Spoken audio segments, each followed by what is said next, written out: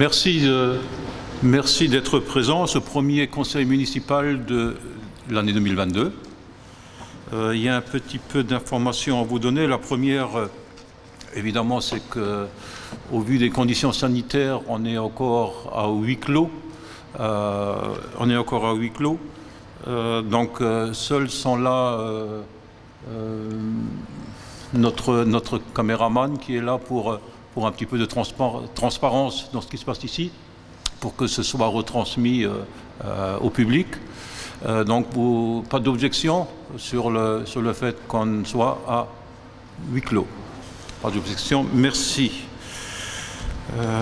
En fin de séance, je répondrai à une question de M. Wojciechowski. Alors, pour les présences, sont absents ayant donné procuration à M. Wojciechowski et à M. Atmania. Je crois qu'il n'est pas encore là. M. Lauer à M. Brem, Mme Pili et Mme Stelmazik, M. Mouton jusqu'à son arrivée à Mme Spire, elle est là, Virginie, et sont absents, excusés et pas de procuration, Mme Nassiri.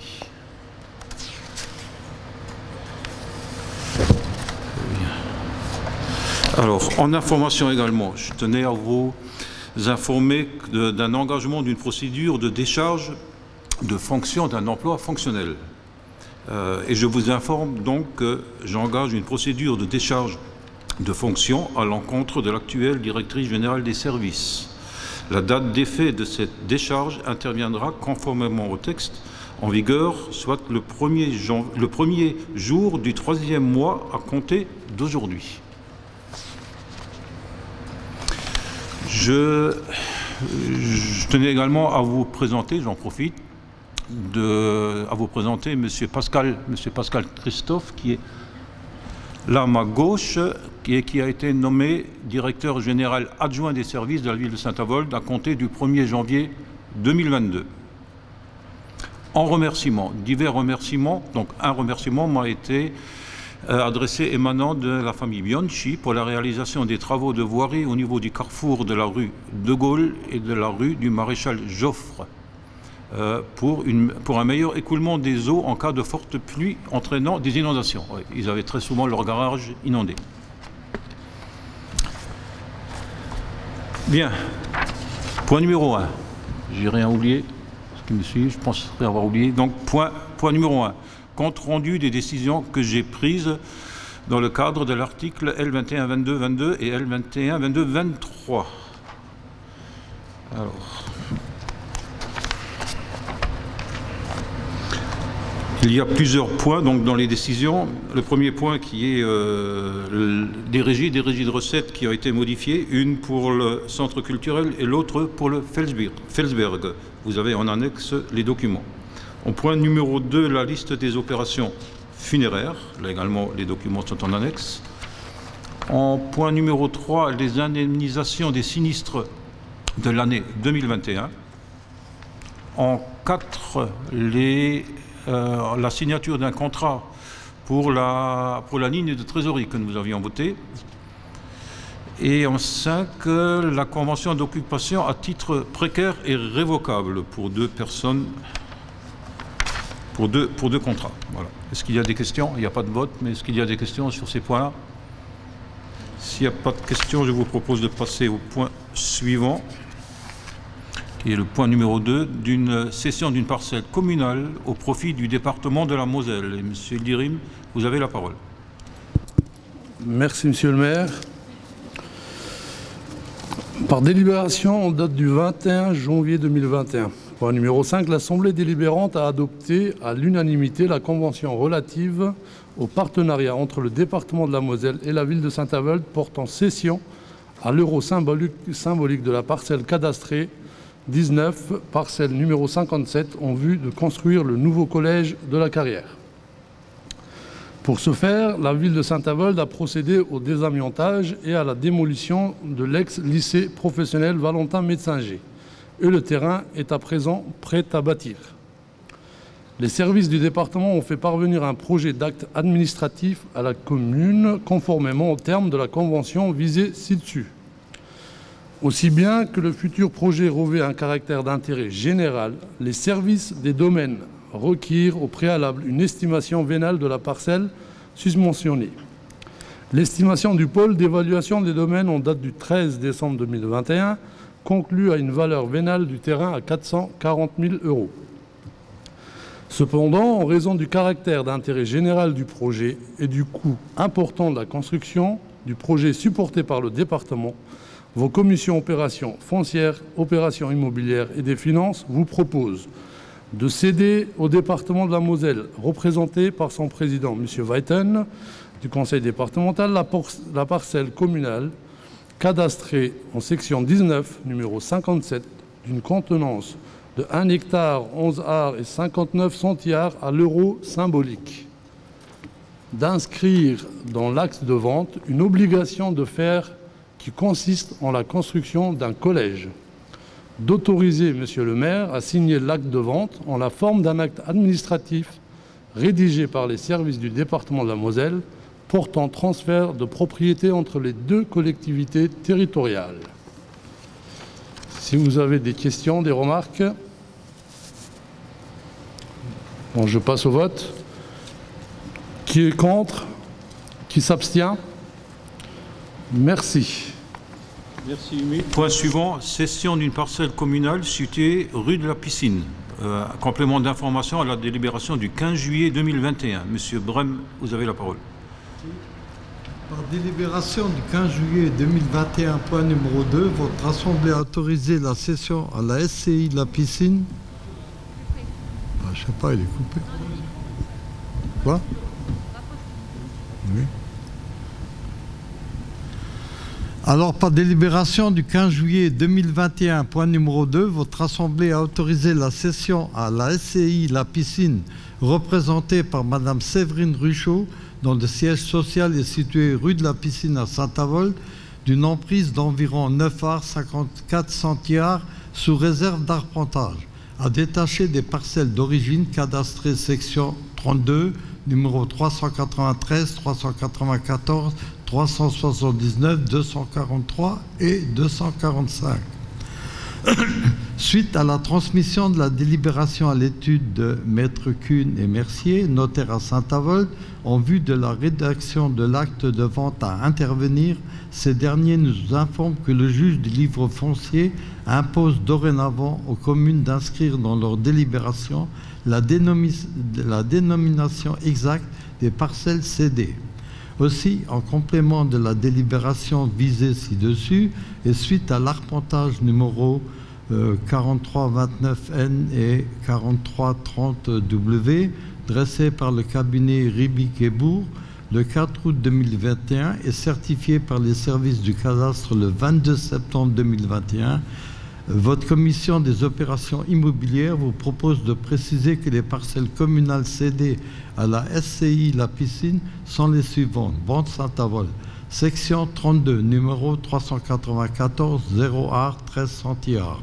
Section 32, numéro 379, 0 art, 41 centiares. Section 32, numéro 410, 800 art, 99 centiares. Total, 9 arts 53 centiares. Le conseil municipal est invité à prendre acte des modifications parcellaires subvisées. Bon, c'est une régularisation. Il n'y a pas de vote pour ce point. Y a-t-il des questions? Bon, voilà. Bien. Merci Jean-Claude. Pas de questions. On passe au point suivant, qui est la cession d'un terrain situé rue de la Piscine au profit de la régie Énergis pour l'implantation d'une unité de production de chaleur couplée à un réseau de chauffage urbain. En fait, on rentre là tout à fait dans ce qu'on avait souhaité appliquer, hein, dans ce qu'on avait promis, dans nos promesses de campagne, c'est que Énergis trouve une nouvelle vocation, qu'elle développe de nouvelles compétences dans la production de chaleur et également de la transition écologique, puisque ce sera de l'énergie renouvelable. Monsieur Ildirim, vous avez la parole. Merci, monsieur le maire. Donc, la régie municipale Énergis a sollicité l'acquisition d'un terrain communal situé rue de la Piscine en vue de la construction d'une unité de cogénération et d'une chaufferie pour le stade nautique et pour le centre culturel Pierre Messmer. Les parcelles cédées sont les suivantes. Section 32, numéro 411 et numéro 381, pour un total de 42 arts et 59 centiares. L'estimation des domaines du 10 juin 2021 conclut à une valeur vénale de 2 400 € l'art, soit un total de 102 216 € hors taxe. Ces conditions ayant été acceptées par Énergis, vos commissions foncières, opérations immobilières et des finances vous proposent de céder à la régie municipale Énergis, représentée par son directeur général, M. Jacques Pierrard, dont le siège social est situé 53 rue Foch à Saint-Avold, les parcelles communales visées ci-dessus et situées rue de la Piscine, de fixer le prix de cession à 2 400 € hors taxe l'art, soit un total de 102 216 plus la TVA payable comptant à la signature de l'acte de vente. Frais d'acte ont su à la charge de l'acquéreur. D'inscrire dans l'acte de vente une obligation de faire qui consiste en la construction d'une unité de cogénération et d'une chaufferie collective. De donner tout pouvoir à Monsieur le maire pour signer l'acte de vente, à intervenir et plus généralement de le charger de la présente délibération, sachant que la signature de l'acte de vente devra intervenir au plus tard le 30 juin 2002. Avez-vous des questions ou des remarques à faire? Donc je soumets au vote. Qui s'oppose? Qui s'abstient? Merci.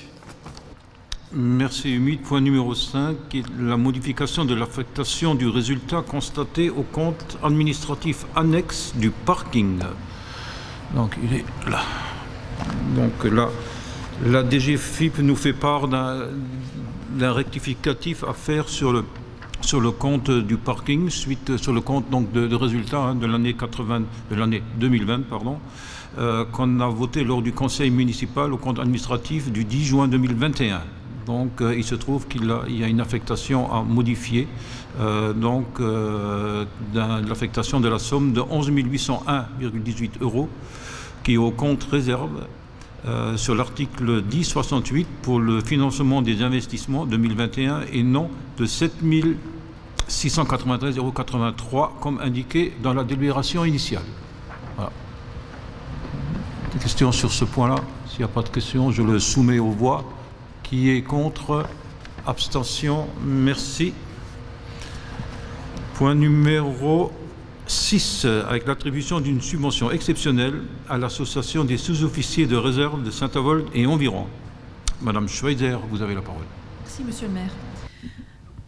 La commission municipale Culture, Archives, Devoir de mémoire, Communication patriotique soumet à l'approbation de l'Assemblée une proposition d'attribution d'une subvention exceptionnelle à l'association des sous-officiers de réserve de Saint-Avold et environ Azor. Il est prévu du samedi 21 mai au jeudi 26 mai une visite à Auschwitz avec une cérémonie au monument France de Auschwitz-Birkenau dédiée à toutes les victimes de la déportation. L'Azor compte y représenter la ville de Saint-Avold et souhaite rendre un hommage particulier à Marthe Serf, jeune naborienne de 5 ans, victime de l'idéologie nazie. Après avis favorable des commissions de la culture, archives, devoir de mémoire, communication patriotique et des finances, il vous est donc proposé d'inscrire au budget primitif 2022 la somme de 1 500 € sur le compte 65/33-65-74. On peut passer au vote? À moins qu'il y ait des questions? Quelqu'un a des questions sur ce point-là? Non. Qui est contre? Qui s'abstient? Merci. Merci Raymond. Point suivant qui est le remplacement de Madame Myrna Becker Barnelman, démissionnaire du conseil d'administration du CCAS. Monsieur Vecchio, vous avez la parole. Merci Monsieur le maire. Donc Madame Myrna Becker Barnelman, conseillère municipale Lille Saint-Avold Ensemble, a présenté sa démission du conseil d'administration du CCAS et de ce fait a perdu sa qualité de délégué du conseil municipal élu au sein du conseil d'administration du CCAS. Vu le décret 95-562 du 6 mai 1995 relatif aux centres communaux et intercommunaux d'action sociale. Vu l'article L. 123.6 du Code de l'action sociale des familles modifié par la loi 2004-809 du 13 août 2004 relative aux libertés et responsabilités locales précisant que ses membres sont élus à la suite de chaque renouvellement du conseil municipal et pour la durée du mandat des maires, vu la délibération du conseil municipal en date du 23 juillet 2020, point 2 fixant à 16 élus, 8 élus plus 8 nommés, le nombre de conseils d'administration du CCAS.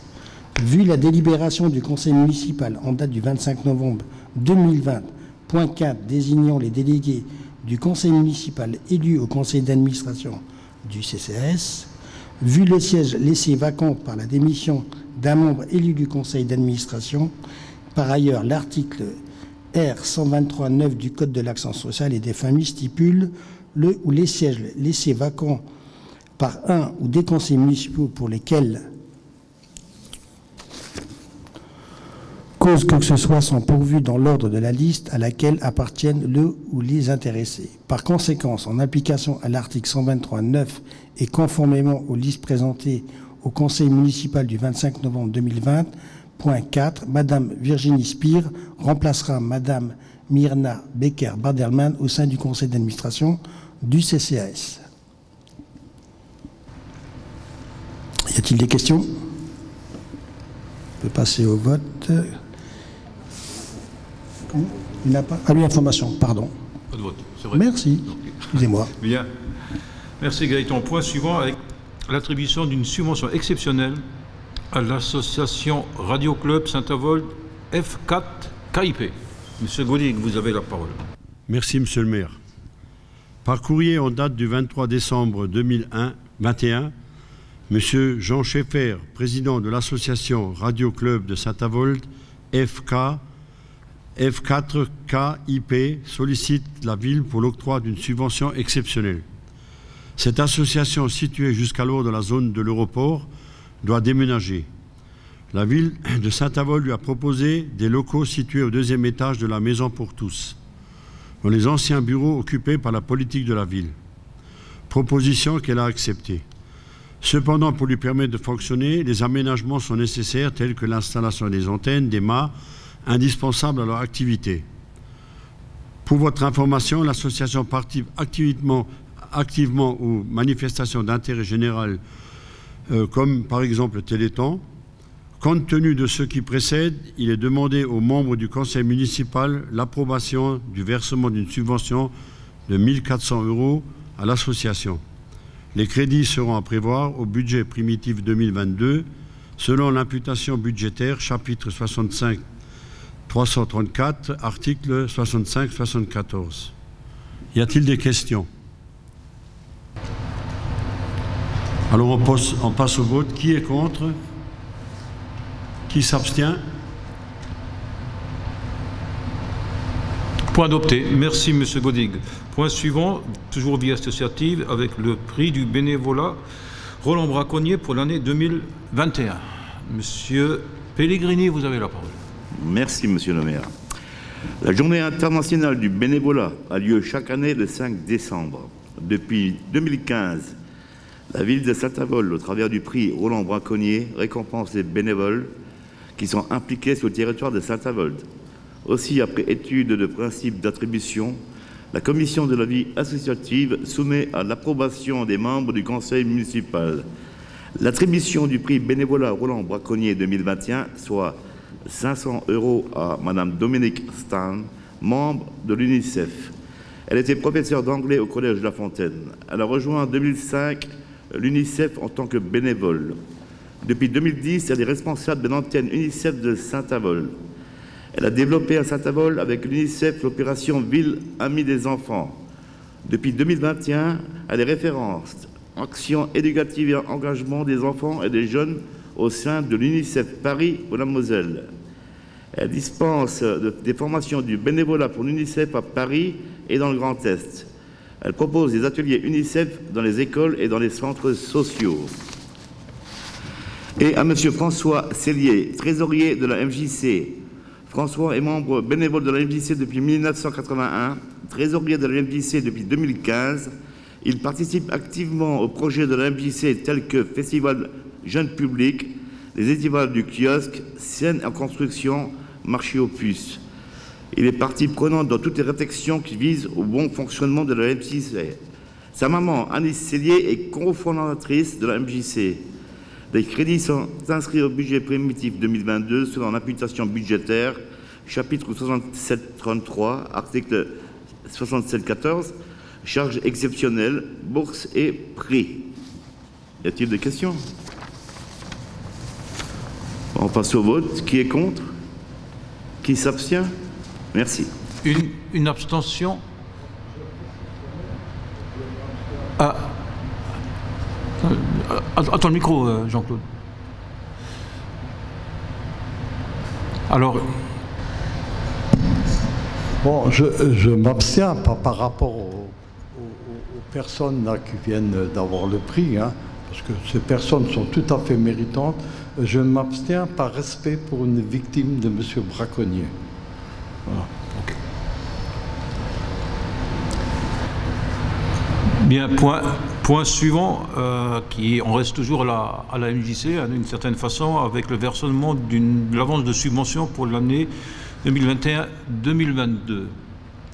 S'il y a des personnes aux membres du conseil d'administration, hein, je dis, vous ne participez pas au vote. Hein, donc la parole est à Madame Bettinger. Merci, Monsieur le maire.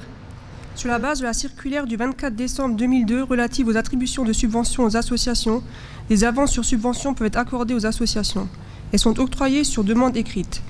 La commission de la vie associative propose l'attribution d'une avance de 50% à la MJC, calculée sur le montant de la subvention versée l'exercice précédent. Il est demandé au conseil municipal d'autoriser le versement des avances sur subvention à l'association déclinée ci-dessous. Donc là, l'association, c'est la MJC. Sur l'imputation budgétaire 65/332-65-74, pour un montant de subvention de 2020 à 2021 de 106 000 €. Donc du coup, pour cette année, il y aurait une avance sur subvention de 53 000 €. Les avances seront déduites courant 2022 des subventions attribuées lors de la répartition globale des subventions aux associations. Les crédits seront prévus au budget 2022. Y a-t-il des questions? On passe au vote. Qui est contre? Qui s'abstient? Merci Monique. Point suivant, qui concerne la modification des critères d'attribution des subventions de fonctionnement aux associations sportives pour l'exercice 2022. Madame Spire, vous avez la parole. Merci Monsieur le maire. Par délibération en date du 7 juillet 2003 et du 18 juin 2009, le conseil municipal avait adopté des critères d'attribution et de calcul de répartition des subventions aux associations sportives selon l'évolution des pratiques sportives du moment. Considérant la nécessité d'attribuer les subventions en adéquation avec l'évolution du monde associatif et sportif, de la nouvelle politique sportive mise en place par la municipalité, considérant la nécessité de renforcer les relations de la collectivité avec les associations sportives et de disposer d'une méthode claire pour le versement des subventions. Considérant que les subventions sont octroyées en fonction d'objectifs définis par la collectivité, considérant les dossiers de demande de subventions transmis par les associations et leur capacité d'autofinancement, ainsi que les contributions financières de l'État et des autres collectivités territoriales. Considérant que les associations sportives sont légalement déclarées, qu'elles attestent de leur capacité juridique et qu'elles possèdent un agrément ministériel auprès de la direction départementale des sports, considérant que l'objet et que les activités des associations concernées présentent un intérêt certain et reconnu par la collectivité, pris l'avis des commissions des sports ainsi que des finances, il est demandé à votre Assemblée d'autoriser le maire, l'adjoint délégué ou le conseiller délégué au sport à signer les conventions de subvention ou avenant à intervenir. De valider les nouveaux critères d'attribution des subventions de fonctionnement aux associations sportives selon les 3 classes suivantes: sport de compétition, sport de loisirs, sport pour tous, sport santé, handisport, etc. Sport scolaire. Sport de compétition. La répartition des subventions aux clubs compétition se fait selon 5 critères. Déplacement, 24% de l'enveloppe globale. Licence, 44% de l'enveloppe globale. Participation à la vie locale, 10% de l'enveloppe globale. Encadrement, 10% de l'enveloppe globale. Équipe évoluant en championnat national, 3% de l'enveloppe globale. Sport et loisirs, 7% de l'enveloppe globale. La répartition des subventions entre les clubs de loisirs se fait selon différents critères spécifiques. Activités pour tous, sport santé, sport adapté, etc. Sport scolaire, 2% de l'enveloppe globale. Y a-t-il des questions?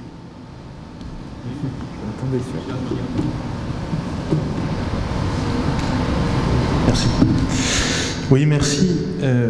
Tout d'abord, je vous prie de m'excuser pour mon retard.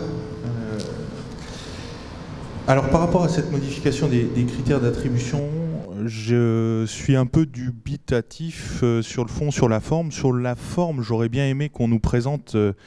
alors, ça l'a été quand je l'ai demandé rapidement en commission des finances, mais j'ai pas tous les éléments sous les yeux et je pense que ça aurait pu être porté à connaissance de tous les membres du Conseil, de ce qui se faisait précédemment. Ça nous aurait permis de voir l'évolution entre point A et point B, ce que vous souhaitez mettre en place aujourd'hui. Ça manque aujourd'hui à cette délibération et je pense que c'est un élément qui aurait permis de favoriser la décision. En tout état de cause, je regrette également, puisque vous parlez de la nouvelle politique sportive mise en place par la municipalité, elle n'est pas décrite et elle ne nous l'a jamais été. Donc c'est compliqué de se baser sur la nouvelle politique sportive de la municipalité pour dire les critères sont en cohérence avec ce que vous avez mis en place. On ne sait pas ce que vous avez mis en place.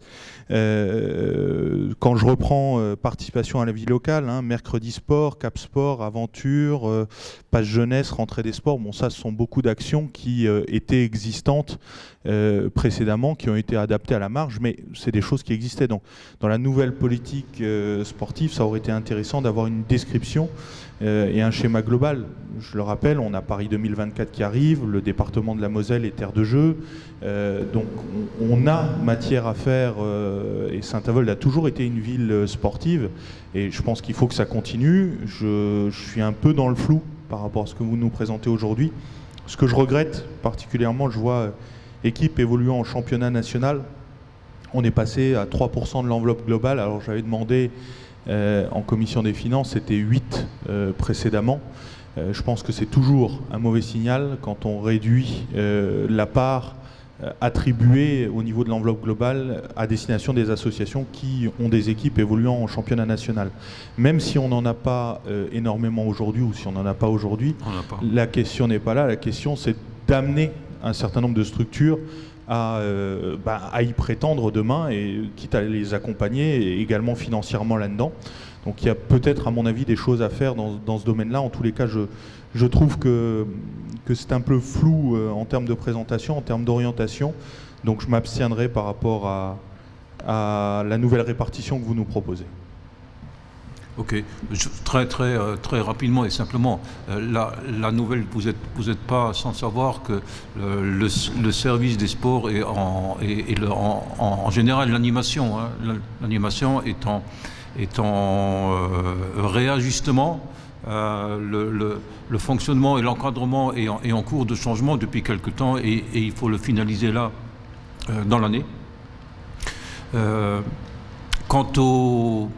Donc ça, c'est la nouvelle politique découlera de cette réorganisation et des moyens qu'on va mettre à disposition. Là, je ne parle pas pour les associations, mais je parle bien des moyens humains et financiers. Et ça se traduira également dans nos objectifs financiers. On parlera lors du DOB dans un mois.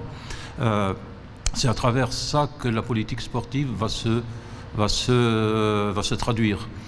Quant aux subventions pour ceux qui évoluent dans des niveaux nationaux, effectivement, aujourd'hui, on n'en a pas, on verra quand ce sera le cas, on avisera, mais en tout cas, il est clair qu'aujourd'hui, aidant le mieux possible et donnant à ce qui existe et aux petits clubs, et moi je pense aux petits. Alors, les gros clubs ont autant l'expérience et des compétences, parce que pour remplir leur formulaire de demande de subvention, et je l'ai demandé au service, la demande de subvention, surtout au sport, elle est fastidieuse. Il faut se mettre à leur place, ce ne sont pas toujours des professionnels, ce sont je le redis, ce sont des bénévoles. Et il faut les aider à le remplir, mais il faut aussi leur donner comme support, leur donner cette fameuse demande de subvention.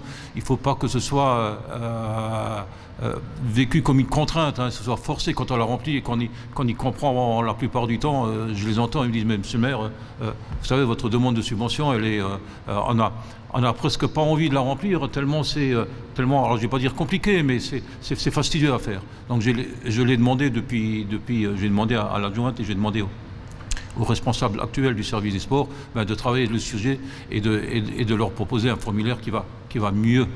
Et ça encouragera peut-être des clubs qui aujourd'hui ne font pas de demande de subvention. Ça existe, il y en a qui vivent par leurs propres moyens, et ils se disent, mais bon, j'arrive pas à remplir ce formulaire et ça me paraît tellement compliqué qu'on ne veut même pas essayer. Et donc là, il faut qu'on soit à leur côté, en leur simplifiant, autant les accompagnements, mais autant en leur donnant des formulaires qui vont bien. Il y a d'autres services où c'est bien plus simple, et là on a encore une harmonisation à faire, bien qu'il y a des spécificités entre les différents domaines, il faut le reconnaître. Et je t'ai rajouté, sur les hauts niveaux, il y a quand même, vous le savez, il y a quand même, à partir d'un niveau, le département et d'autres organismes qui aident. Oui, oui. Oui, je souscris à ce que vous dites. Hein. Simplement, justement, quand on parle des petits clubs, des petites structures, je pense que les petites structures, elles ont surtout aujourd'hui besoin de visibilité, de stabilité par rapport à la politique municipale. Et moi, je suis un peu interloqué, encore une fois, parce que je vois nouvelle politique sportive mise en place. D'un autre côté, on dit, ben voilà, elle n'est pas encore tout à fait calée et c'est encore en cours, etc. Bon, c'est vrai que ça fait quand même 18 mois depuis demain, hein, bon anniversaire, vous fêtez vos 18 mois d'arrivée. Après 18 mois, qu'on n'ait toujours pas un cap un peu plus ferme, alors au moins dans les orientations et dans les directives. Alors après, les moyens humains que la ville met à disposition, que ce soit au niveau des éducateurs sportifs, que ce soit au niveau du service administratif ou de l'accompagnement des clubs. Hein. Il y a des collectivités, par exemple, qui mettent aussi en place des agents dans les services des sports pour accompagner les clubs sportifs à demander des subventions dans d'autres collectivités, parce que même si on simplifie le dossier ville, justement, hein, les dossiers d'autres collectivités, départements, régions, des fois Europe même, restent, eux, lourds. Donc c'est peut-être une piste à envisager, en tout cas je vous la propose. Et puis sur l'événementiel, il faut qu'on ait un peu une clarté, et je pense qu'il faut qu'on fasse participer nos clubs locaux, petits comme grands, à l'événementiel sportif de la ville. Hein. C'est pour ça que je regrette aussi un peu que la participation à la vie locale soit qu'à 10%, parce qu'aujourd'hui les licences, c'est pareil, vous mettez, quand vous dites 44% de licences, moi je connais des clubs qui font de la licence pour faire de la licence, vous voyez, parce qu'ils savent que c'est un critère de subvention important, et pour moi ça c'est pas le fond. Le fond, ça doit être l'activité du club et ce qu'il apporte à la commune. Donc je regrette qu'on soit aujourd'hui sur 44% sur la licence. Je pense que la participation à la vie locale vaut plus qu'un simple 10%. Okay.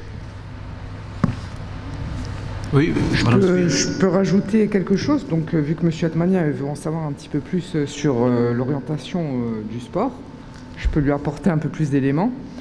Donc, on veut en fait du sport pour tous. Et justement, on ne veut plus mettre la priorité sur les hautes compétitions et plutôt sur le sport de loisirs. On veut privilégier le sport santé, bien-être, senior, handisport, éveil, en entreprise, du sport pour les petits. Après, on veut aussi créer des événements sportifs. Voilà, on travaille un petit peu là-dessus. Donc, vous en savez un petit peu plus. Vous voyez, la politique se dessine. Oui. Merci Virginie. S'il n'y a pas d'autres interventions, on peut passer au vote. Qui est contre? Qui s'abstient? Une abstention. Merci.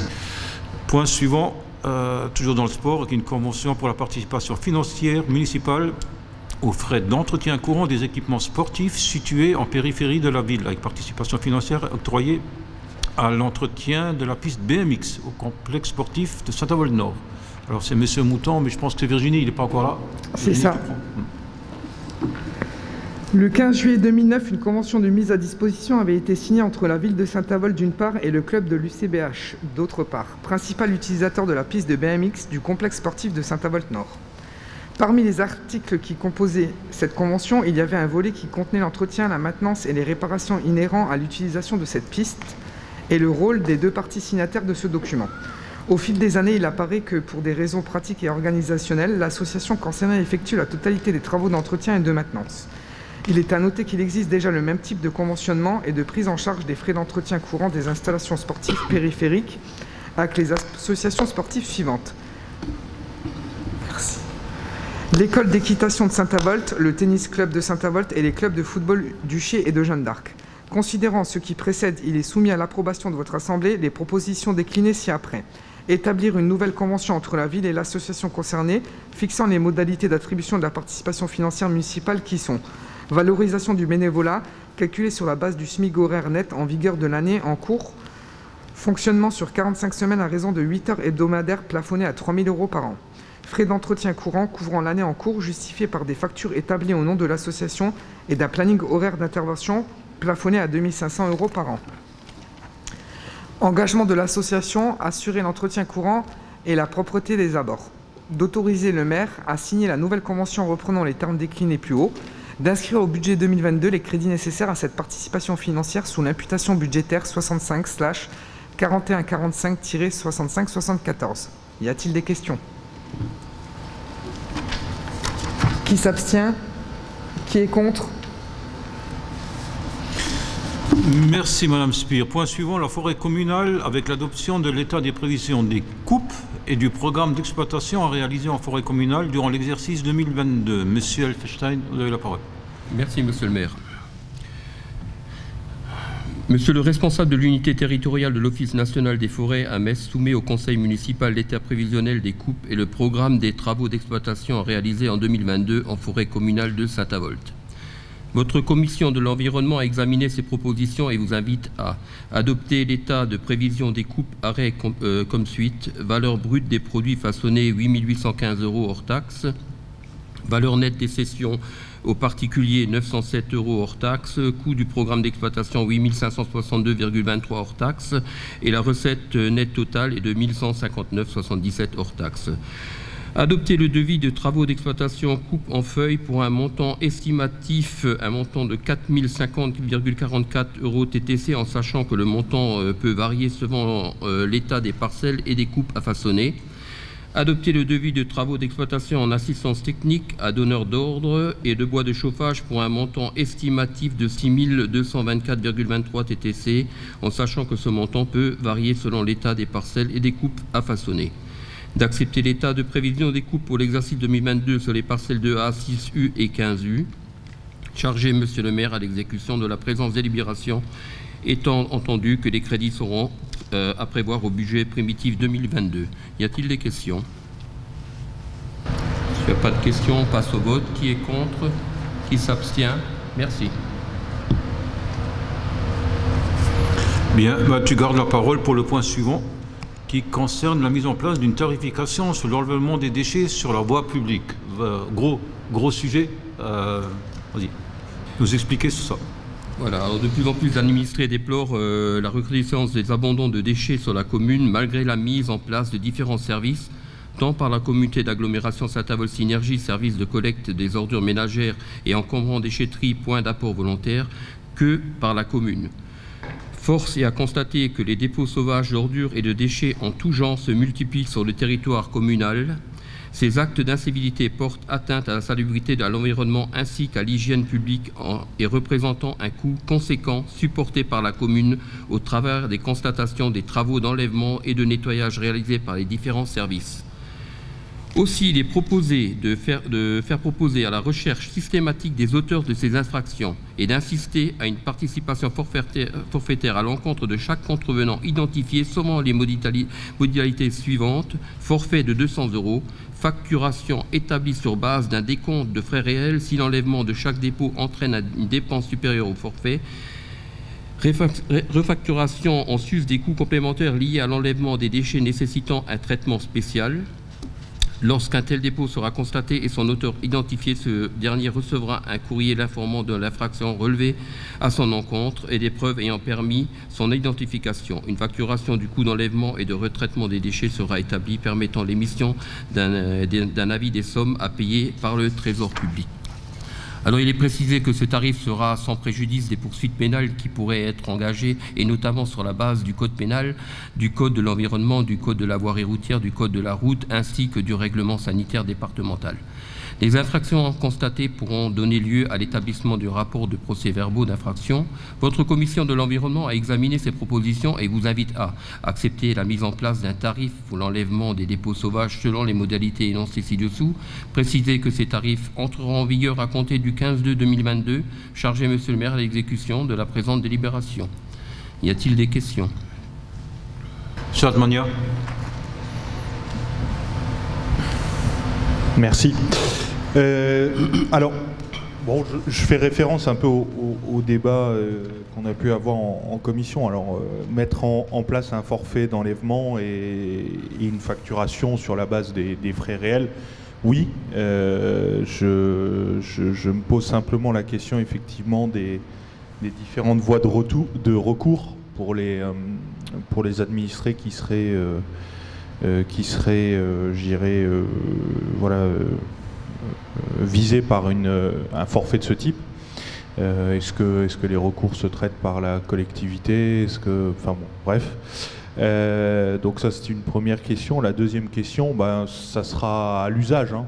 Je ne suis pas défavorable sur le principe, bien au contraire. Enfin bon, la problématique, elle est réelle et je pense... partager avec vous la volonté de trouver une solution à ça. Par contre, on verra à l'usage, est-ce que c'est véritablement dissuasif? Et j'en reviens à ce que j'ai déjà pu dire. Je pense que quel que soit le montant du forfait que vous mettez en place, 200 € ou plus, et quels que soient les frais qui peuvent impacter les contrevenants, la question, c'est de le faire savoir, de communiquer. Il faut montrer le bâton avant de battre, et je pense que voilà, il faut faire savoir aux éventuels, parce que c'est pas seulement des administrés de Saint-Avold qui se servent de Saint-Avold comme d'une décharge. Ah, vous avez raison, je pense. Oui. Et il y a énormément de personnes de l'extérieur qui, justement, pour ne pas le faire chez eux ou à côté de chez eux, viennent à Saint-Avold. Même de l'autre côté de la frontière. Bien sûr. Donc à partir de ce moment-là, voilà, je pense qu'il faut qu'on ait une vraie com autour de ça, oui, qu'on le fasse savoir et surtout que le système soit suffisamment efficace pour qu'il soit véritablement appliqué. Hein. S'il y a du laisser-passer, forcément, ça sera plus dissuasif. Merci. Oui, merci. Alors, pour répondre à votre question sur le recours, préciser un recours que pourrait nous faire l'administré, enfin la personne en cause. La question, c'est simplement de dire, je sais pas moi, un type se retrouve avec un document personnel à lui dans un déchet, il est ciblé parce que c'est généralement comme ça qu'on trouve, hein, mais il souhaite contester parce que c'est pas lui, c'est son frère ou je sais pas quoi. Ce qui peut être possible, hein, ça peut être... Ce qui peut être possible. Donc oui, là, la question, c'est comment est-ce que la personne entame un recours vis-à-vis de ça et fait reconnaître son bon droit, oui, s'il n'est pas en cause. Oui. Alors, je pense que c'est pas simplement parce qu'on trouve un document qui porte son nom qui va être verbalisé là. La règle, elle est bien claire et la police me l'a bien dit. Il faut aller un petit peu plus loin dans les investigations. Aujourd'hui, bon, il n'y a pas de tarif encore en place, hein, c'est juste une amende, mais dans la plupart des cas, les personnes avouent. Ils disent oui, et souvent ils disent mais je ne savais pas.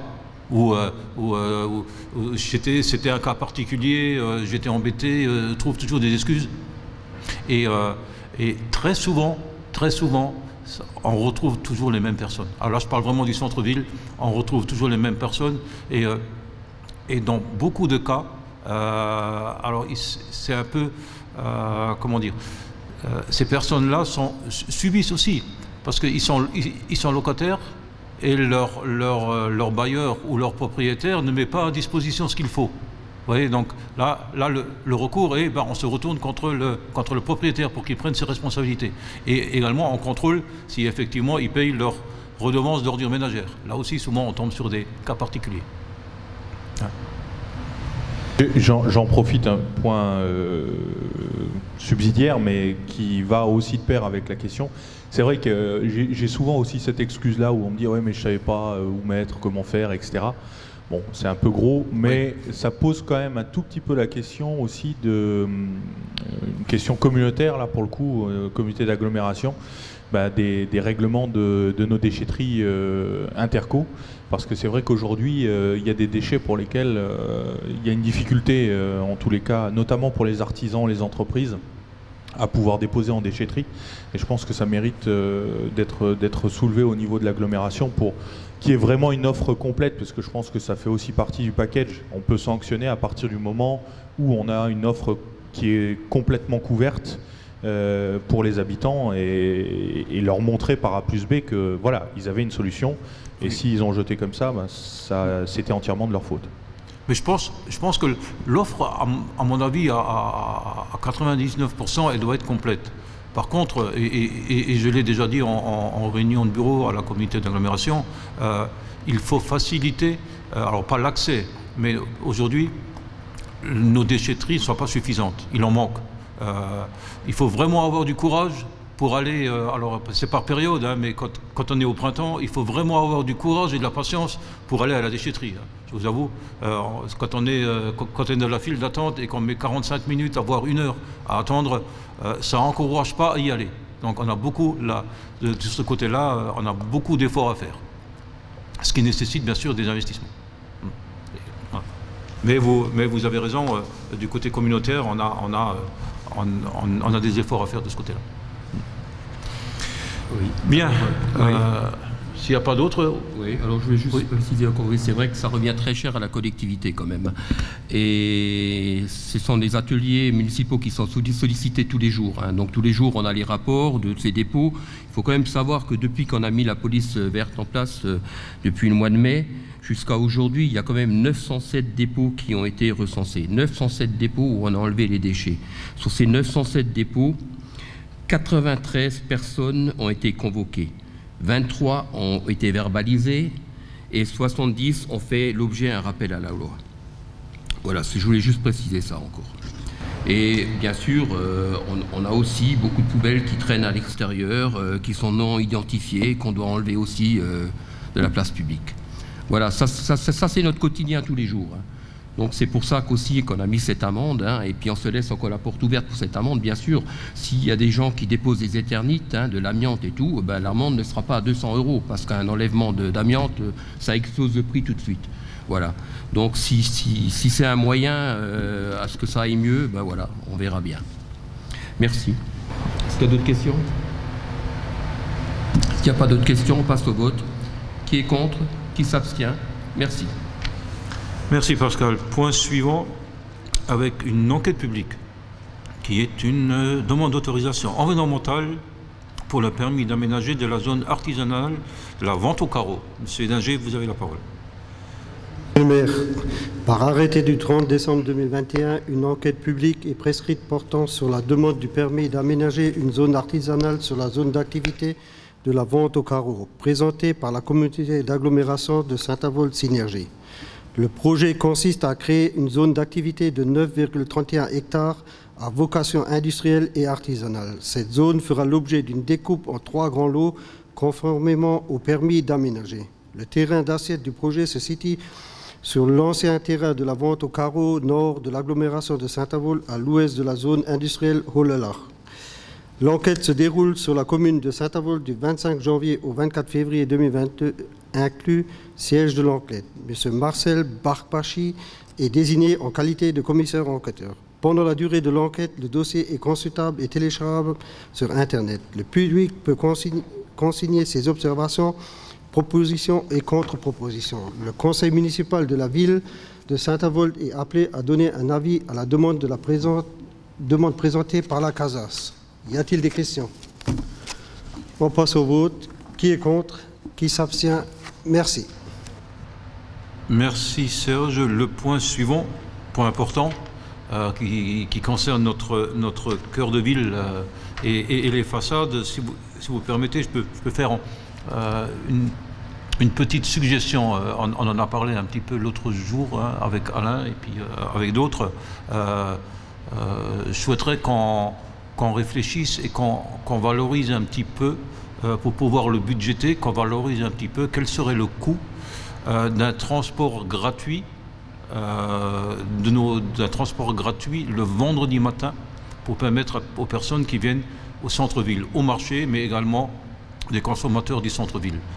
Ça a un coût, hein, si on veut que ce soit gratuit pour les personnes qui souhaitent. Hein, l'objectif est de dire moins de voitures et faciliter ceux qui viennent de certains lieux, dire on peut tranquillement prendre les transports en commun, que ça ne coûte pas et que ça permet que éventuellement les coûts redescendent sur nos commerçants. Donc je pense que ce serait bien de voir à partir de 2023, peut-être même à partir de décembre 2022, hein, pour la période de Noël, hein, déjà de faire en sorte qu'on puisse mettre en place un transport gratuit les vendredis matins pour favoriser notre développement de nos commerces à ce moment-là. Encore faut-il, avant de prendre des décisions, il faut savoir quel coût ça a. Hein, donc je demanderai, on verra quel service qui se charge de ça, mais je pense que c'est une bonne volonté pour le développement commercial. Voilà. Monsieur Le Tillier, vous avez la parole pour les façades. Merci Monsieur le maire, c'est une excellente idée, effectivement, le transport gratuit pour revitaliser le cœur de ville, donner plus de business à nos commerçants, c'est une bonne chose. Merci. Donc concernant l'aide à la rénovation et à l'embellissement des façades, dans le cadre de notre stratégie de revitalisation déterminée dans le programme Action Cœur de Ville, il en ressort que l'amélioration et la rénovation du patrimoine bâti passent également par la transformation de sa perception visuelle. Le diagnostic sur le centre-ville fait état de principaux secteurs regroupant un nombre conséquent de façades à rénover, nécessitant un rafraîchissement ou des travaux d'embellissement plus lourds. La rénovation des façades est un facteur qui contribue à l'image de la ville et par conséquent à l'amélioration de son attractivité. Le 15 juillet dernier, vous avez voté la signature d'une convention d'accompagnement avec le Conseil d'architecture, d'urbanisme et de l'environnement, le CAUE, pour l'aide à la rénovation et à l'embellissement des façades. Après une étude de l'inventaire typologique des façades, du périmètre de l'opération de revitalisation du territoire, les services municipaux, en relation avec le CAUE, vous proposent d'accepter le règlement d'octroi de la subvention municipale d'aide à la rénovation des façades, c'est en annexe 1, vous avez certainement pris connaissance tous de ce document, du périmètre d'application de ce règlement, annexe 2. Ces aides seront imputées au chapitre 65, 824, article 65-74. Y a-t-il des questions? Monsieur Antonia. Oui, merci. Alors, très bonne mesure. Hein. Je salue et j'y souscris. Encore une fois, ça fait partie d'une démarche engagée il y a longtemps, en 2018, et c'était un des points qui avait été soulevé par l'étude de la GURAM très tôt, hein, cette nécessité d'agir sur les façades. Donc je voterai sans souci en faveur de ce point.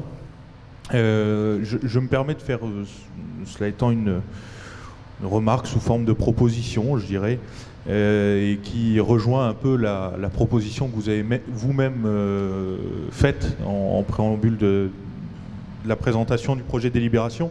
Alors vous proposez de mettre en place un service de transport gratuit les vendredis pour dynamiser le commerce au centre-ville, et c'est une belle idée, pourquoi pas. Ici, on a une opération de rénovation et d'embellissement des façades et des devantures commerciales. Je le rappelle, l'opération Cœur de Ville, c'est bien sûr la ville de Saint-Avold qui doit investir et y mettre de l'argent. C'est ce qui est fait aujourd'hui. Mais c'est aussi l'agglomération, encore une fois, qui a la compétence du développement commercial, qui a la compétence du développement économique, et qui a aussi la compétence de la mobilité d'ailleurs. Donc à un moment donné, d'ailleurs, normalement, c'est la communauté d'agglomération qui doit, de mémoire dans les statuts, coordonner l'action, même si la ville est porteuse. puisqu'il va y avoir des îlots d'ORT ailleurs, sur les questions de mobilité, depuis la gare notamment, de mémoire, et ailleurs et ailleurs. Donc à un moment donné, par rapport à ça, il va aussi falloir que notre agglomération, dont on est le principal contributeur financier, remette un peu au pot aussi là-dedans. Il y a une OPA RU qui a été adoptée sur les questions de rénovation de logements. C'est bien, c'était le rôle de l'agglomération, je me suis exprimé dessus également, en ayant quelques regrets, mais globalement c'est un travail très bien fait. Par contre, sur l'opération de ravalement de façade, il aurait été bon aussi, dans cette logique d'OPA RU, dans une continuité, que l'agglomération abonde et participe. Ça nous aurait permis d'augmenter l'assise financière des opérations, peut-être d'augmenter aussi le taux de cofinancement sur chacun des projets, parce que 50 000 €, ça reste une enveloppe limite. 50 000 € quand on prend pour une façade, c'est une façade. Donc voilà, et sur l'idée de la mobilité, je vous invite à vous diriger vers nos grands amis de l'agglomération pour qu'ils mettent la main au porte-monnaie. Je pense que c'est une bonne idée. Alors, je vais répondre, monsieur le maire. Alors, oui. Déjà, c'est pas une façade, 50 000 €, c'est complètement faux. Donc, je vous invite à relire le règlement. Ça, on a envisagé, d'ailleurs avec le premier adjoint, on en avait discuté, ça peut faire l'environ une vingtaine d'opérations sur une année. Ça, c'est le premier point. Monsieur Atmania, ensuite, l'agglo participe sur d'autres leviers pour aider le commerce, notamment l'aide à l'aménagement au niveau du commerce, sur l'habitat également, de façon très forte, effectivement, sur la rénovation de l'habitat. Comme vous le savez, vous êtes au conseil communautaire. Donc ce point-là, c'est un point, effectivement, qui est dédié plus au cœur, à l'hypercentre.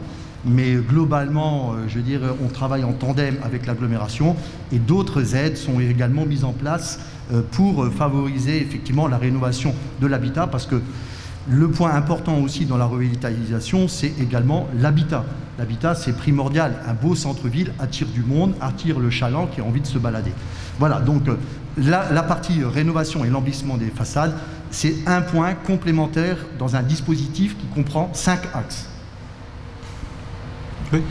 Oui, alors, Alain Le Tuilier, cool, tranquille et calme comme à l'accoutumée, tout va bien. Alors, quand je disais 50 000 €, c'est pas une façade. Oui, j'ai bien lu le règlement, j'ai bien vu que l'idée c'était de financer 20 façades. Ce que je voulais dire par là, c'est que sans aide, un projet de façade qu'un particulier entreprendrait peut représenter, selon la taille, la surface, etc., jusqu'à 50 000 € s'il le prend à sa charge seul. Voilà ce que je veux dire. Je ne disais pas que l'aide était destinée qu'à financer qu'une seule façade par an. Donc, il ne faut pas me faire dire ce que je n'ai pas dit. Donc ça, c'est une chose. Oui, l'OPA RU, je l'ai dit. L'habitat, oui, c'est important. On le savait avant que tu sois là. Encore une fois, je souscris totalement à ce que tu dis. J'ai pas de truc, mais je pense qu'il faut rester tout à fait constructif. Là, il y a un point d'accord. Saluons ce point d'accord sur une belle opération que vous mettez en place, de ravalement de façade. C'est bien. Quand c'est bien, je le dis aussi. Hein. Merci. Nous sommes contents. Monsieur Vecchio souhaitait la parole.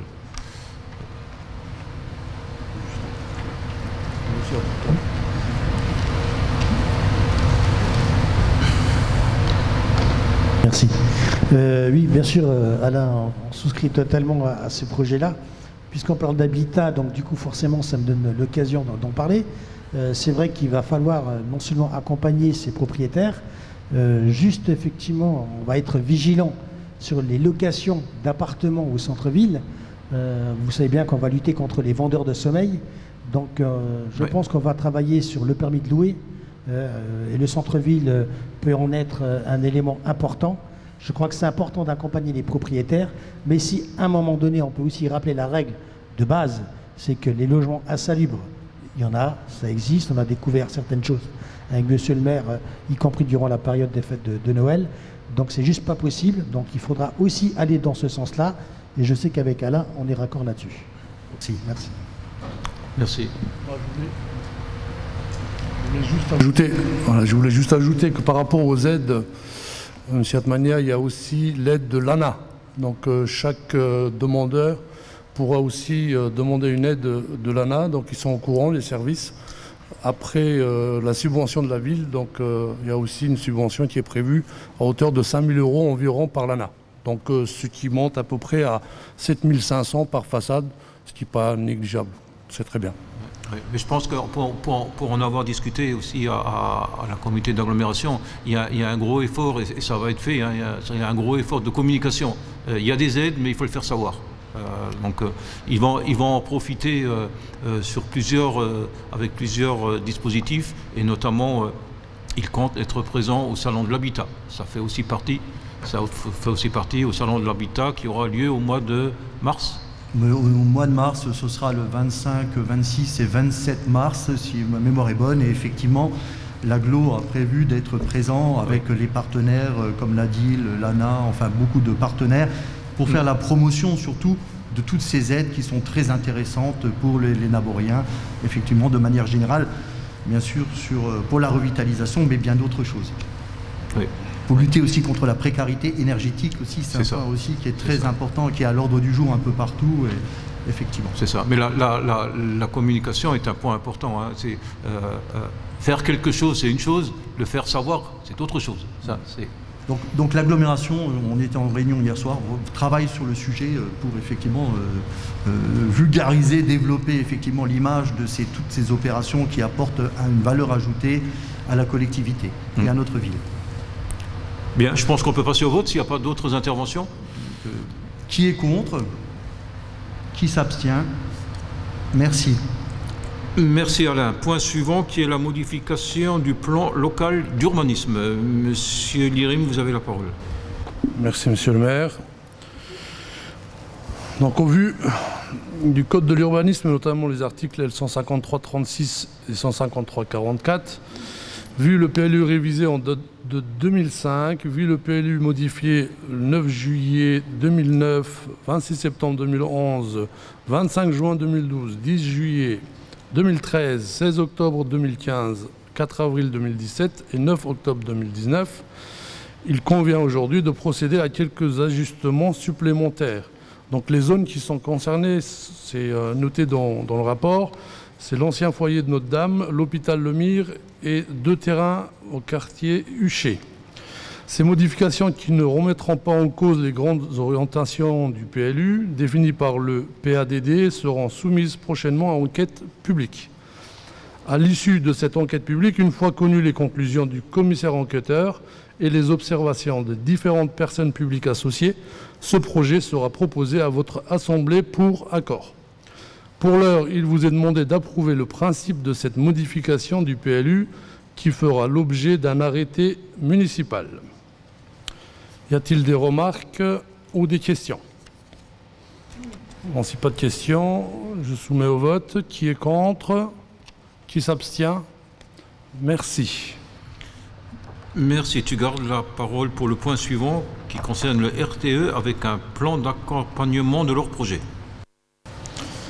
Merci Monsieur le maire. Par délibération en date du 21 octobre 2021, point numéro 5, l'Assemblée délibérante a adopté la convention de servitude à intervenir entre la ville de Saint-Avold et RTE dans le cadre de la reconstruction partielle à double circuit de la ligne aérienne Carlin-Saint-Avold de 63 000 volts.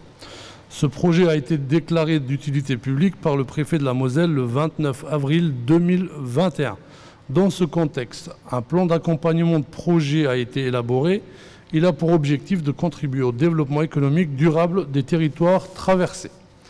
La mise en œuvre de ce dispositif a été confiée à un comité d'instruction de pilotage qui s'est réuni le 5 octobre 2021 en sous-préfecture de Forbach et qui a décidé d'allouer un montant de 54 725 € à la ville de Saint-Avold, laquelle devra présenter un dossier de demande de financement au titre du projet. Aussi, considérant que des travaux d'enfouissement de réseau sont prévus au cours de cette année et qu'ils sont éligibles à ce dispositif, le plan de financement est arrêté comme suit. Donc vous avez le tableau avec les montants des travaux. On a pour 124 455 € en totalité. Le plan d'accompagnement nous permettrait d'avoir 54 725 €. et en autofinancement, la ville devrait payer 69 730,24 €. Il vous est donc proposé d'adopter le plan de financement susvisé, d'autoriser Monsieur le maire ou son représentant à déposer un dossier de demande d'aide auprès du comité d'instruction et de pilotage du projet qui devrait se réunir courant février 2022. D'autoriser Monsieur le maire ou son représentant à signer tout document relatif au PAP, de prévoir les crédits au budget 2022. Si vous avez des questions ou des remarques, sinon je soumets au vote. Qui est contre? Qui s'abstient? Merci. Merci, Monsieur le Premier adjoint. Point suivant, l'absence de Monsieur Lauer, je vais le présenter, qui concerne l'adoption de la nomenclature budgétaire M57 à compter du 1er janvier 2023. Donc cette nomenclature a été instaurée au 1er janvier 2015 dans le cadre de la création des métropoles et elle doit s'étendre également à d'autres structures et donc dans les régions, le département, les établissements publics coopératifs intercommunaux et bien sûr les communes. Le référentiel M57 étend à toutes les collectivités les règles budgétaires assouplies dont bénéficient déjà les régions, offrant une plus grande marge de manœuvre aux gestionnaires. Donc ça va nous permettre d'être un petit peu souple dans les mouvements de crédit, hein, si j'ai bien compris. Hein, il y a pas prendre des délibérations systématiques, mais c'est bien cadré. C'est bien cadré, je ne vous lis pas toute la délibération. Et donc, en ce qui concerne la ville de Saint-Avold, le périmètre de cette nouvelle norme comptable sera celui du budget généré selon la M14 qu'on a aujourd'hui à la ville de Saint-Avold, son budget principal et ses 4 budgets annexes. Donc, ils sont, vous les connaissez, hein, le centre culturel, Ardent du Pic, le crématorium, le parking de la Poste, ainsi que le budget de la régie du camping du Felsberg. Et donc, une généralisation de cette méthode à toutes les collectivités locales est programmée pour 2024, le 1er janvier, et nous vous proposons de le faire dès le 1er janvier 2023. Ce qui va engendrer une petite modification dans les lectures d'un budget, hein, puisque les lignes hein, si on prend l'exercice N-1 pour comparer, ne seront plus les mêmes. Donc il y aura une année un petit peu où les explications devront être un peu plus fournies sur l'année précédente et l'année budgétaire qu'on va voter. Donc, sur ces principes, je vous propose d'adopter le principe et anticiper le passage à la nomenclature budgétaire comptable M57 au 1er janvier 2023 et de dire que le budget M57 sera voté par nature et en présentation par fonction et de m'autoriser, bien sûr, à signer tous les documents. Est-ce qu'il y a des questions? S'il n'y a pas de questions, je vous propose de passer au vote. Qui est contre? Abstention? Merci. Le point suivant qui concerne l'attribution de l'accord cadre du nettoyage global de la voirie. Et donc c'est des marchés publics. Et M. Elfenstein, vous nous présentez le point. Merci, M. le maire.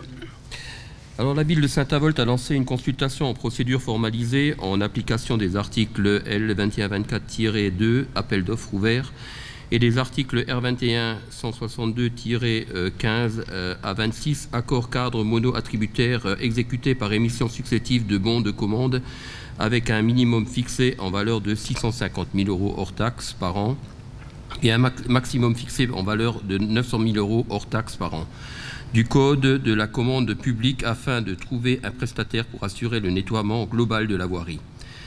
Le prestataire devra assurer le nettoyage de la voirie communale par un balayage mécanique et manuel. Chaussées, trottoirs, places publiques, les prestations demandées ont pour objectif d'assurer les conditions d'hygiène et de propreté dues dans le cadre d'un planning d'intervention. Le balayage mécanique et manuel des parkings à bord certaines cours d'école, y compris le ramassage des détritus, ainsi que sur des espaces verts sous une distance de 15 mètres linéaires le long des abords, ramassage des feuilles mortes et des herbages. Le lavage haute pression des jeux équipements d'un certain cours d'école, le nettoyage des aires de jeu et terrains multisports, le balayage à l'issue de manifestations exceptionnelles, le nettoyage des marchés hebdomadaires des mardis et du vendredi, la vidange de l'ensemble des corbeilles à papier et de l'équipement de propreté canine avec élimination des déchets et toute suggestion nécessaire à la propreté et au maintien de la propreté. Ramassage de détritus, lavage du centre-ville, opération de déneigement et salage sur le secteur piéton identifié lorsque le balayage est inopérant.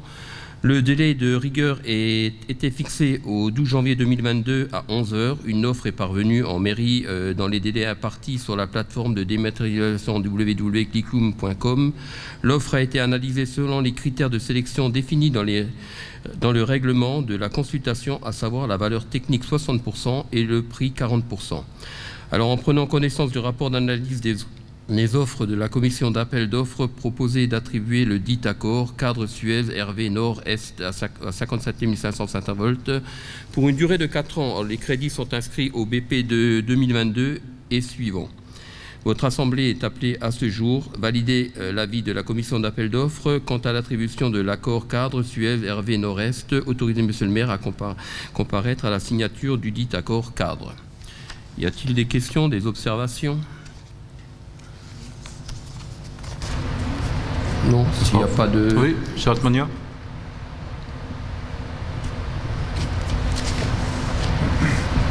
Oui, merci. Alors, je ne vous prends pas en traite parce que je vous l'ai annoncé à la commission d'appel d'offres.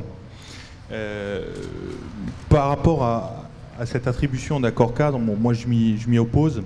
Je voterai donc contre cette délibération. Je l'ai fait en commission d'appel d'offres, ce que je fais relativement rarement. En règle générale, je n'exprime pas d'opposition particulière en commission, je le fais en conseil le cas échéant.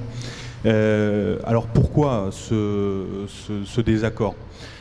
Aujourd'hui, on nous propose un accord cadre qui va se situer en termes de valeur entre 650 000 et 900 000 euros hors taxe. Ce qu'on nous a expliqué lors de la commission d'appel d'offres, c'est qu'au vu des prestations dont la ville a besoin, les dépenses annuelles devraient se situer aux alentours de 780 000 euros hors taxe.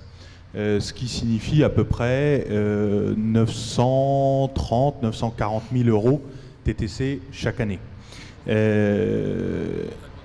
TTC. Pardon? 858 000 euros TTC. Je n'ai pas tout à fait les mêmes chiffres, mais ouais, quand bien même. 858 000 euros TTC, on approche du million d'euros. On est sur une entreprise qui se trouve être donc Suez Cita, qui était le précédent attributaire du marché, et je ne vois pas de raison, au vu de la qualité de la propreté au centre-ville, notamment de réattribuer un marché à Suez. Ça, c'est une première raison. Deuxième raison, donc 858 000 euros TTC, j'ai été un peu cherché par rapport aux différentes propositions que Suez nous fait dans le cadre de ce marché, donc les choses qu'ils mettent en place finalement pour y répondre, hein. Donc ce qu'on y trouve notamment, c'est 4 personnels à temps plein, donc 4 équivalents ETP, une astreinte, la possibilité de mobiliser du personnel supplémentaire en cas de besoin sur les salages, la mise en place de différentes balayeuses, la mise en place d'un glouton, qui est un espèce d'aspirateur moderne, électrique, sympathique. Et j'étais voir en fait tout ce que ça représentait en termes de coûts, tout ça. 4 ETP, 4 équivalents temps plein, je l'évalue pour un ETP classique à 35 000 euros chargés. Ce qui me donne à peu près 140 000 euros sur ces 4 ETP. Admettons, je vais très loin, hein, pour l'astreinte, je double, c'est 140 000 euros par an, ce qui m'en fait 280. Je rajoute à ça 2 balayeuses top niveau, donc les balayeuses de voirie, hein, qui coûtent cher. C'est des équipements qui coûtent plutôt très cher. Une balayeuse de voirie, ça commence à 50 000 euros et ça peut aller jusqu'à 100, 120, 130 000 euros. Donc j'en rajoute 2 très chers à 100 000 euros, ce qui me fait toujours 200 000 euros. Donc je suis toujours à 480. Je rajoute un glouton. Un glouton, ça coûte à peu près 15 000 euros. J'en achète 2, pourquoi pas. Ça me fait toujours 510. Bref, je ne vois pas d'intérêt aujourd'hui, vu la situation financière de la collectivité que vous décrivez vous-même comme difficile. Vu l'effectif de nos services municipaux, chacun le sait, qui est quand même relativement important pour une commune de notre strate. Je vous prends en comparaison, Frémin-Merlebac par exemple, ils sont 130, 120, 130 maximum. On est plus du double. On est plus du double.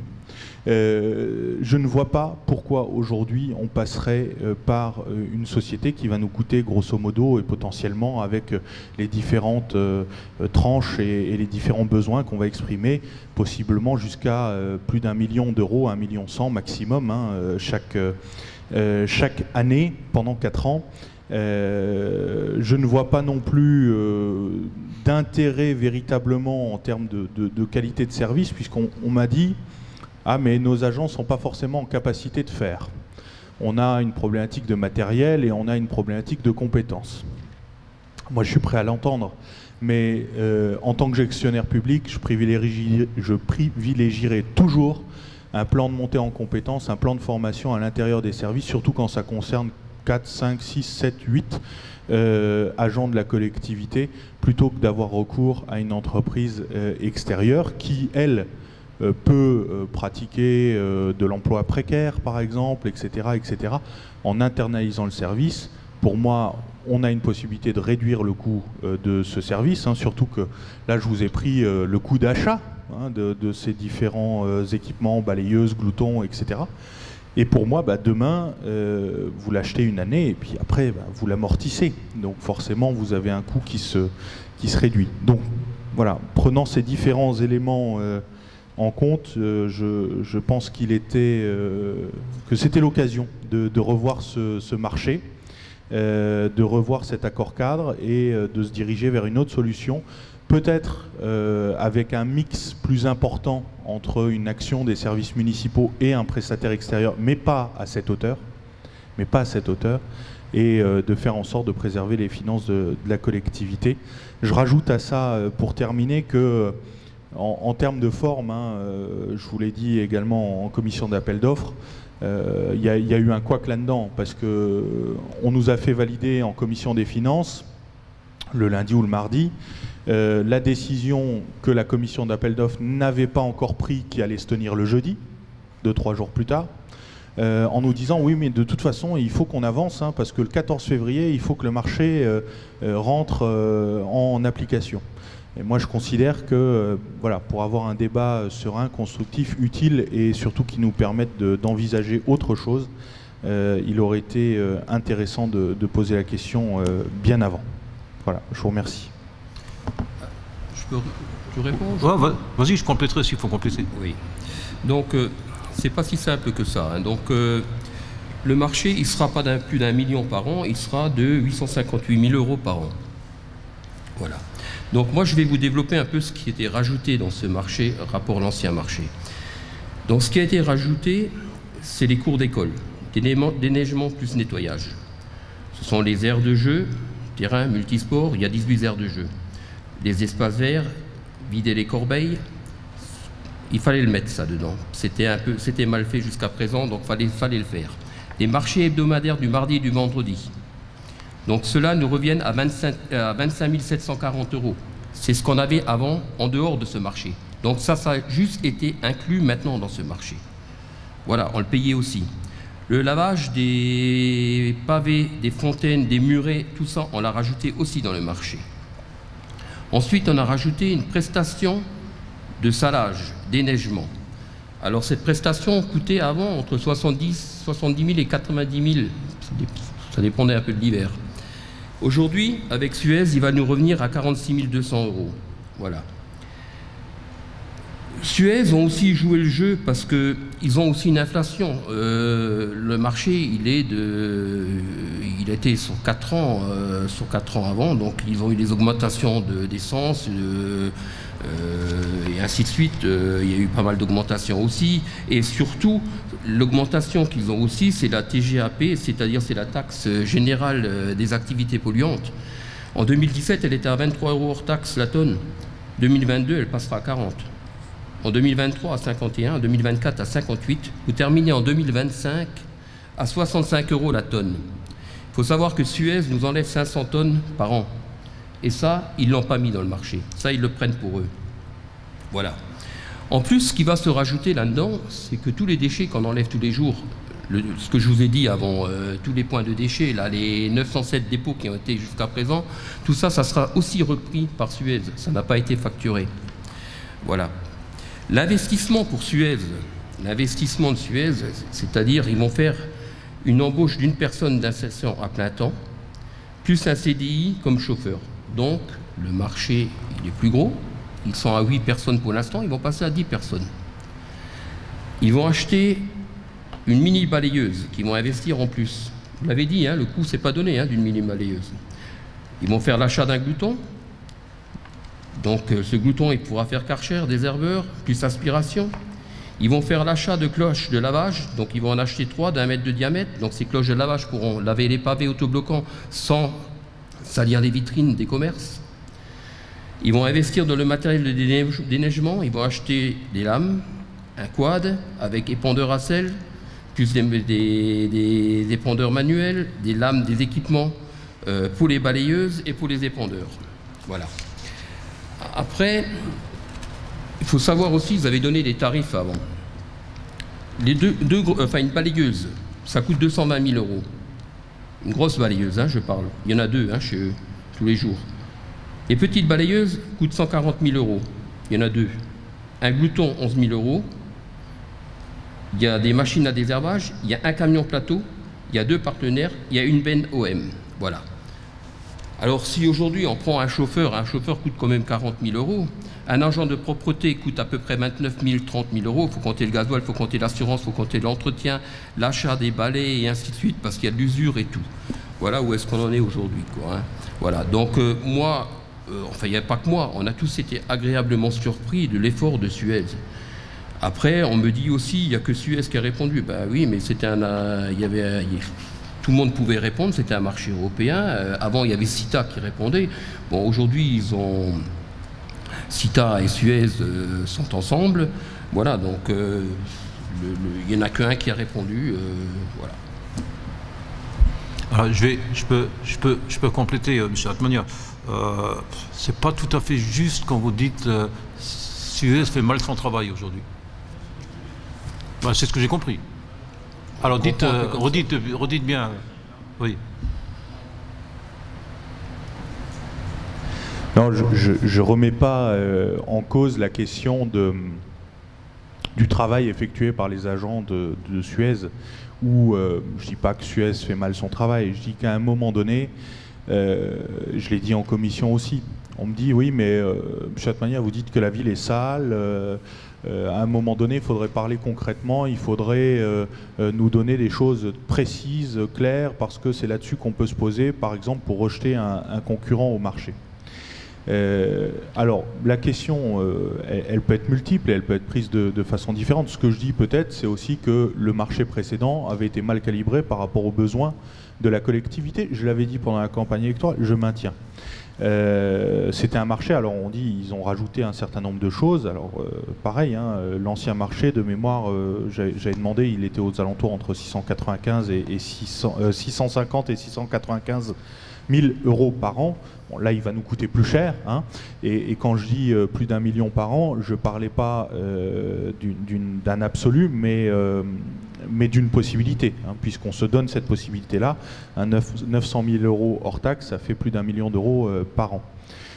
Donc voilà, je ne remets pas en cause le travail des agents, c'est pas le sujet. Le sujet, à un moment donné, c'est aujourd'hui comment est-ce que la ville veut assurer sa politique de propreté, est-ce qu'elle veut laisser le soin à un prestataire extérieur de prendre en charge cette question-là, ou est-ce qu'elle veut l'assumer? Moi, je pense qu'aujourd'hui, il faut l'assumer, il faut l'internaliser, quitte à avoir un plan de formation.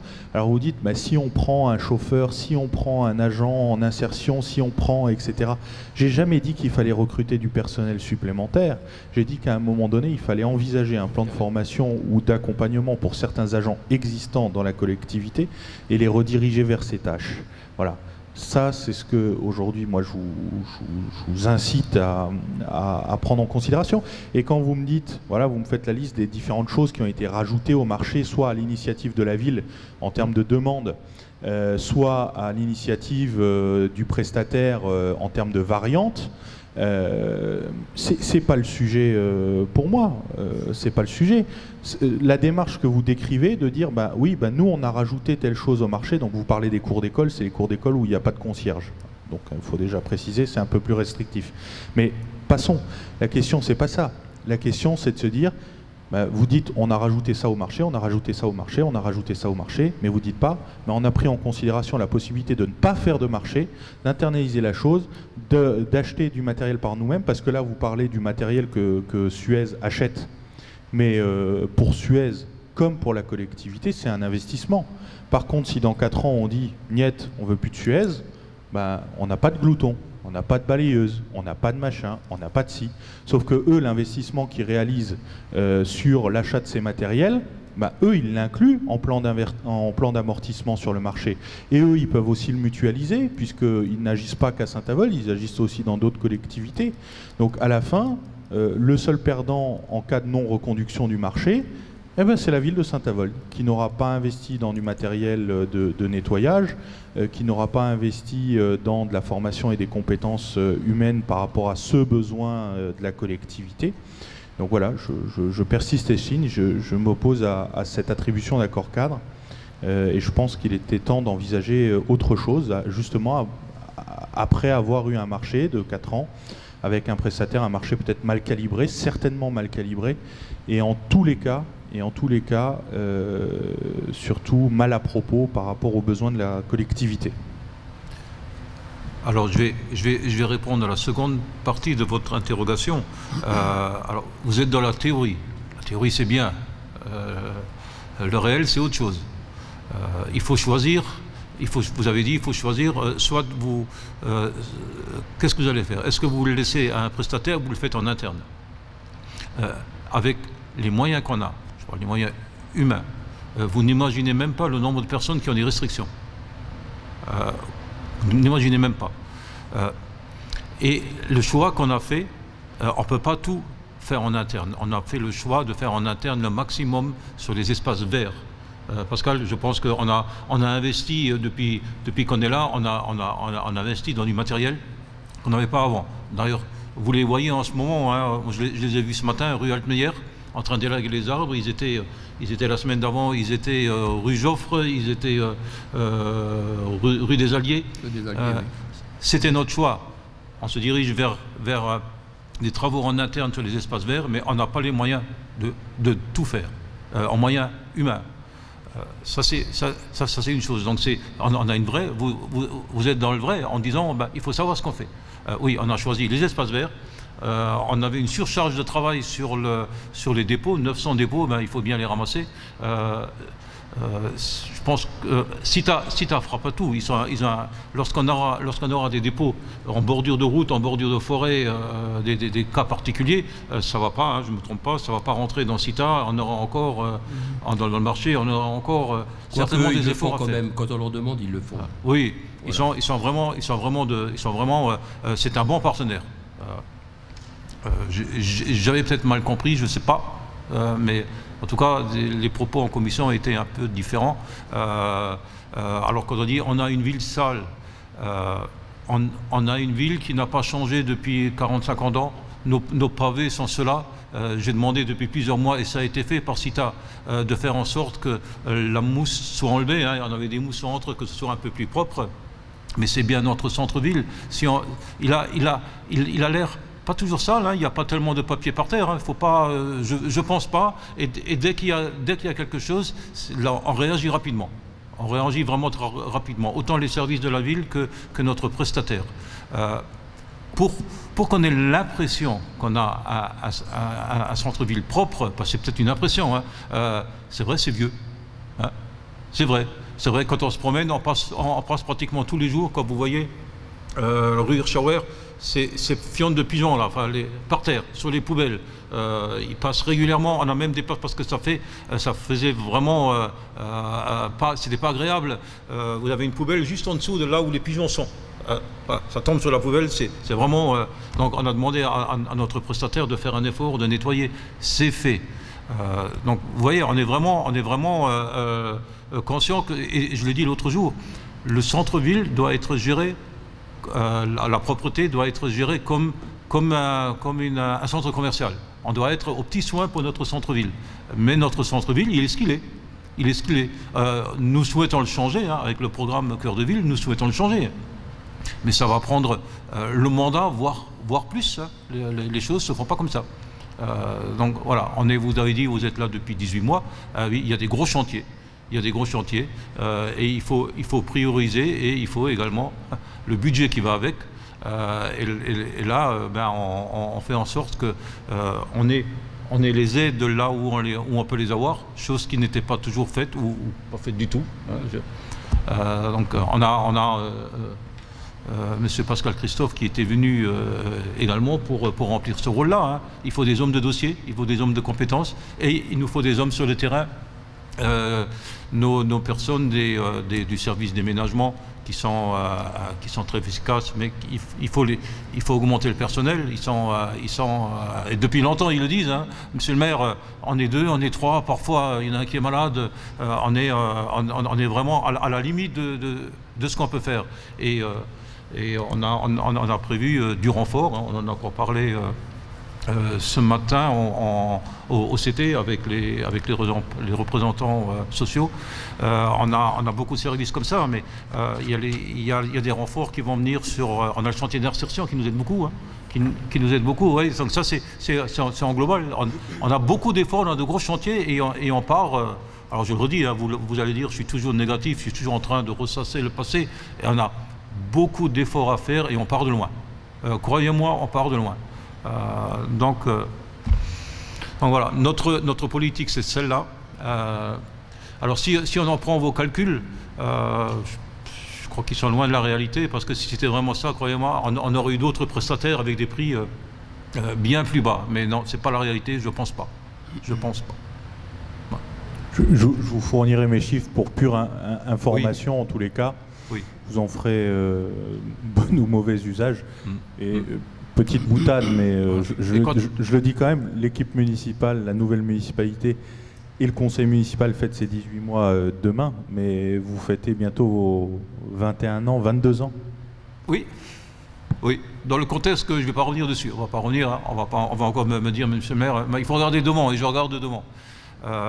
Mais je tiens quand même à travers ça remercier les services municipaux, et plus particulièrement parce qu'on parle de nettoyage, on parle d'espace vert, ceux qui font beaucoup d'efforts. Parfois, je veux dire, ils ne comptent pas, hein, on leur demande beaucoup. Je sais que parfois ça grince des dents et c'est justifié, hein, je l'entends bien. Grâce à eux, on a une ville aussi. Grâce à eux, on a une ville propre. On a une ville qui est soignée. Alors parfois, il ne faut pas que regarder par terre, mais il faut lever les yeux. Donc voilà, Pascal. Oui, voilà. Ben, écoutez, en interne aussi, on fait le fleurissement. Hein. Depuis quelques années, le fleurissement est aussi fait par la ville. Avant, on avait les nartes. Aujourd'hui, on le fait nous-mêmes. Donc, c'est aussi un travail supplémentaire. Hein.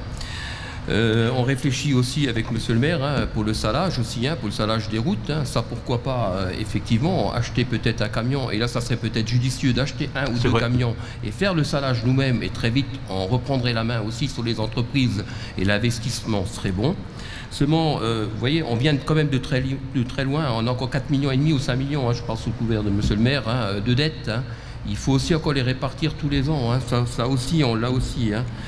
Et cette année aussi, on a dû refaire des investissements dans nos camions. Il y a beaucoup de choses qui nous ont lâchés aux ateliers. Donc voilà, on vient de loin et on essaye de faire au maximum. Ouais. Est-ce qu'il y a encore d'autres questions? La flotte des véhicules est en piteux état, je vous assure. Hein, en piteux état. On a des investissements à faire et Pascal le dit bien, et ça va dans le sens où vous le dites, vous dites tout à l'heure, monsieur Atmania, il faut songer à faire certaines choses en interne et on est en train de voir, on a les chiffres, hein, notre directeur des services techniques nous a donné les chiffres. pour faire en interne l'ensemble de la saison hivernale. Aujourd'hui, ça nous coûte plusieurs centaines de milliers d'euros. Même si on ne sale pas, ça coûte quand même. Ça coûte des estrades, ça coûte des mises à disposition de matériel, de personnel, des investissements qu'il faut quand même rémunérer. Et le fait, et là vous êtes dans le vrai, et le fait de rien qu'une saison pourrait couvrir les frais d'investissement. Donc certainement, alors je m'avance un peu, mais certainement, si budgétairement ça peut le faire sur l'investissement, ça c'est un autre débat qu'on aura bientôt, on va envisager l'année prochaine d'avoir tout le traitement hivernal en interne. Ça permet aussi à plus de personnel des services techniques d'avoir des astreintes, d'avoir des heures supplémentaires. Au lieu de payer un prestataire, on fait travailler notre personnel à nous. Bien, donc s'il n'y a pas d'autres interventions, Pascal, tu peux faire voter. S'il n'y a pas d'autres questions, écoutez, on va passer au vote. Qui est contre? Qui s'abstient? Merci bien. Merci. Point suivant, point numéro 21, qui est le règlement général européen de la protection des données, la RGPD. Je vais vous en toucher quelques mots sans lire toute la délibération. Depuis le règlement général européen de la protection des données, la RGPD, est entré en vigueur le 25 mai 2018.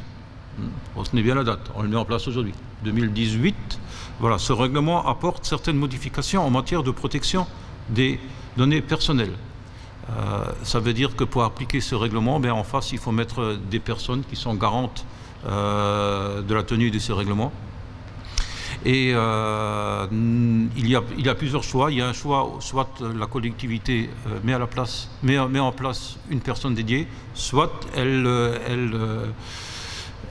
donne cette compétence au centre de gestion de la Moselle, qui s'est proposé et qui le fait. Donc, je vous lis un petit peu le passage de ce paragraphe-là. Le centre de gestion de la fonction publique territoriale de la Moselle, de par l'article 25 de la loi statutaire, est compétent pour assurer tout conseil en organisation et conseil juridique, considérant le volume important de ses obligations et le niveau d'expertise demandé en matière de protection des données, et au regard des moyens dont les collectivités disposent pour répondre aux obligations. Le CDG 57 propose la mise à disposition d'un délégué à la protection des données, mutualisé pour accompagner les collectivités dans sa mise en conformité. Voilà. Et bien sûr, donc il y a une convention qui est annexée, et bien sûr toute convention et tout partenariat se finance, se paye, et donc il y a un forfait. Donc la première année, c'est un forfait de mise en place, on ne paye qu'une fois, de 1 250 €. Et puis les années suivantes, c'est un forfait annuel de 400 €. Et s'il y a des besoins particuliers, bien entendu, il y a des tarifications supplémentaires qu'on peut. Ce matin, on en a parlé en comité technique avec les représentants syndicaux. Et on a évoqué, on a dit, mais si on le fait en interne, combien que ça nous coûte? C'est le coût d'un agent. Avec les compétences qu'il a, c'est entre 40 et 70 000 € par an. Donc vous voyez que cette solution-là, elle est nettement moins chère. Ce qui nous amène quand même à ne pas se dédouaner de tout, mais il faudra qu'on désigne chez nous un référent, une interface. Il nous faut un référent à cette personne-là au CDG. Voilà. Est-ce que vous avez des questions sur ce point-là? S'il n'y a pas de questions, je le mets aux voix. Qui est contre? Abstention? Merci. Alors, dernier point. Je veux répondre à une question orale de M. Wojciechowski, qui m'a écrit à ce sujet-là. Donc, Monsieur le maire, un commerce alimentaire de proximité au centre-ville, c'est bien, mais l'empêcher de fonctionner, c'est lamentable. J'ai récemment pu lire dans la presse locale la conséquence d'un amateurisme dont vous êtes coutumier. Annoncer que ce commerce est ouvert jusqu'à 21 h et ensuite se rendre compte que l'arrêté correspondant fait défaut, c'est se moquer du commerçant concerné qui vient d'arriver. De la presse et un coup de plus porté à votre crédibilité et celle des élus qui vous soutiennent. Il est toujours facile de dire que c'est la faute du Covid. Au Covid, pardon. Merci, monsieur le maire, de donner à l'élu local que je suis une version de cette situation, que je qualifierais de poulette de plus. Alors, voici ma réponse.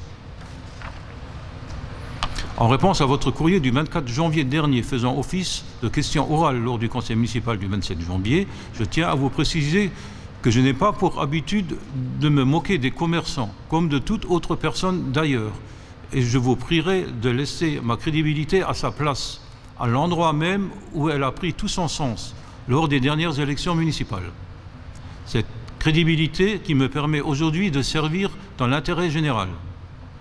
Plus concrètement, il a effectivement été nécessaire de procéder à un réajustement concernant les horaires de fermeture des commerces, au vu du développement commercial que connaît notre ville, notre centre-ville aujourd'hui. C'est bien là. Comme vous pouvez le constater, les commerces reviennent enfin à Saint-Avold, ce qui n'était pas le cas depuis de nombreuses années, car non, ce n'était pas la faute de la Covid. Je vous prie de croire, monsieur, en l'assurance de mes sentiments respectueux. Voilà, voici ma réponse. Merci pour cette séance. Je vous donne normalement, s'il n'y a pas de changement, le prochain conseil municipal, je vous donne rendez-vous au 24 février. Bonne soirée.